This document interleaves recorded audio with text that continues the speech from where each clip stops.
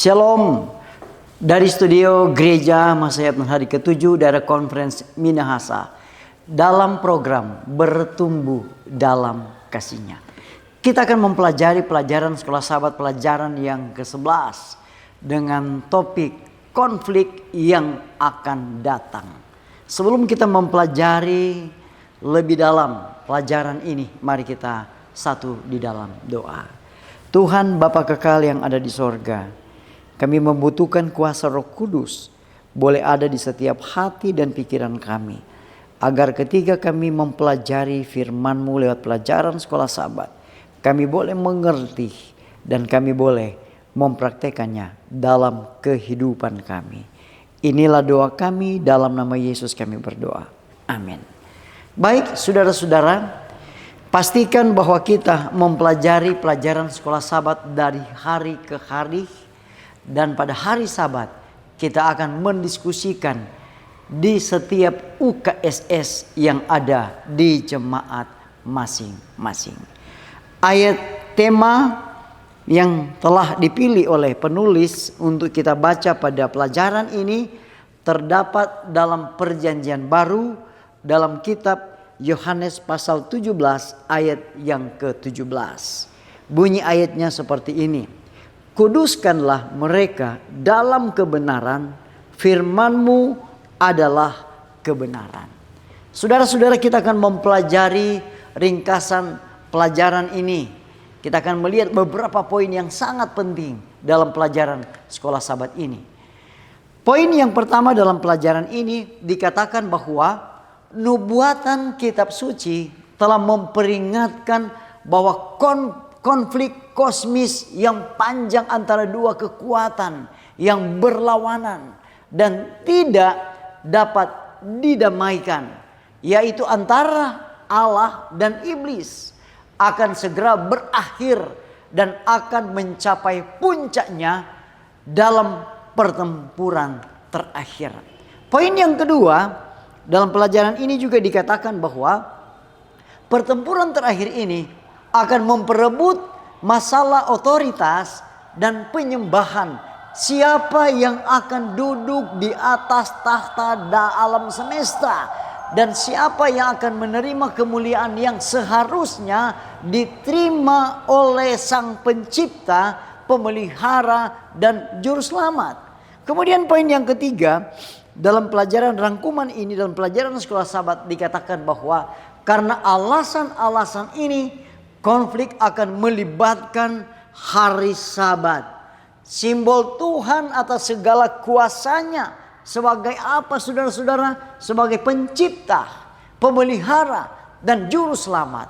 Kekuatan pemberontak akan dipimpin oleh iblis sendiri pada saat ini. Nah saudara-saudara, kita lihat dalam poin yang ketiga ini dijelaskan. Dalam poin-poin ini dikatakan bahwa meskipun iblis telah bekerja tanpa lelah sepanjang sejarah untuk merekrut pengikutnya, fokus utamanya adalah gereja. Kemudian sayangnya saudara-saudara, gereja tradisional berkompromi dan menjadi Babel yang dilambangkan dengan binatang dari dalam laut. Nah, kita melihat juga bahwa iblis memberi binatang ini kursi otoritas dan kekuatannya, dan ia berdiri di pihak iblis dalam pertempuran yang terakhir. Kita melihat poin yang keempat dalam rangkuman ini, dikatakan bahwa di akhir zaman naga itu akan berhasil menarik bangsa yang paling makmur di bumi ini. Nah saudara-saudara, bangsa ini yang lahir dari kerinduan berabad-abad orang Kristen yang teraniaya untuk menemukan tempat yang aman dan bebas beragama, akan berkompromi seperti yang dilakukan oleh pimpinan gereja di masa sebelumnya. Poin yang kelima dalam pelajaran ini saudara-saudara, dikatakan bahwa dengan demikian negara ini akan memenuhi peran kenabiannya sebagai binatang dari dalam bumi. menjadi pemimpin global dalam pertempuran yang terakhir. Kalau kita melihat dalam poin yang kelima ini dikatakan bahwa tetapi Allah tidak memiliki umat dalam pertentangan besar ini.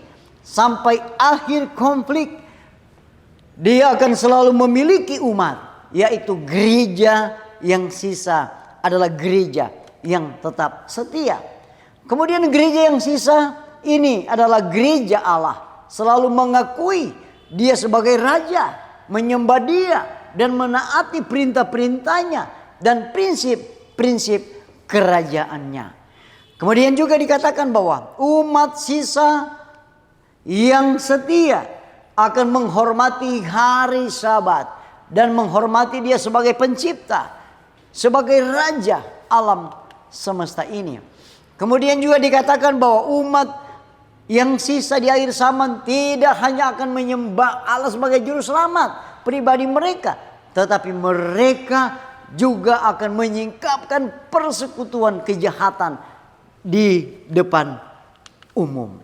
Kemudian juga gereja yang sisa akan memanggil seluruh umat manusia untuk kembali kepada Tuhan dan menyembah Dia. Terlepas dari upaya naga dan binatang-binatang dari dalam bumi dan laut, kemenangan akan menjadi milik Tuhan. Saudara-saudara, kita melihat tema-tema dalam pelajaran ini. Ada dua tema utama dalam pelajaran ini.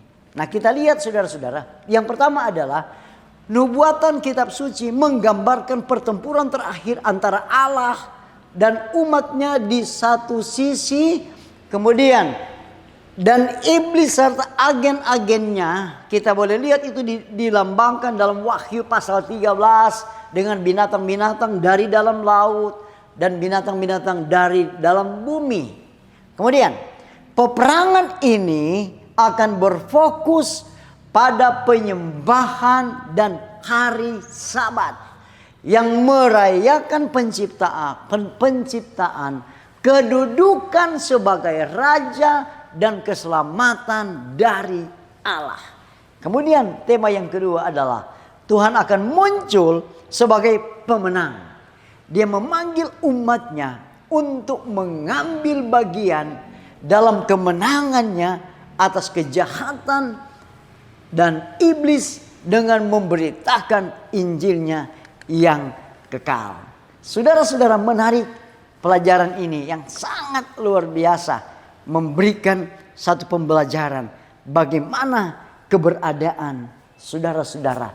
Apakah saudara-saudara berada di pihak Allah atau apakah saudara-saudara berada di pihak setan? Pastikan bahwa kita akan mempelajari lebih dalam pelajaran sekolah Sabat di hari Sabat di setiap UKSS.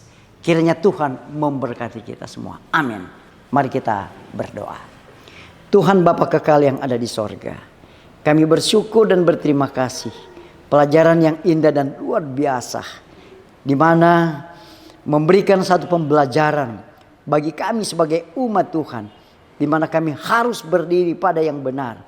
Kami harus berada di pihak Allah yang adalah pencipta dunia ini, sekaligus memberikan jaminan yang pasti bila mana Yesus datang. Apabila kami setia, kami akan bersama-sama berada di dalam kerajaan sorga. Terima kasih, inilah doa kami. Ampuni kami, di dalam nama Yesus kami berdoa dan mengucap syukur. Amin.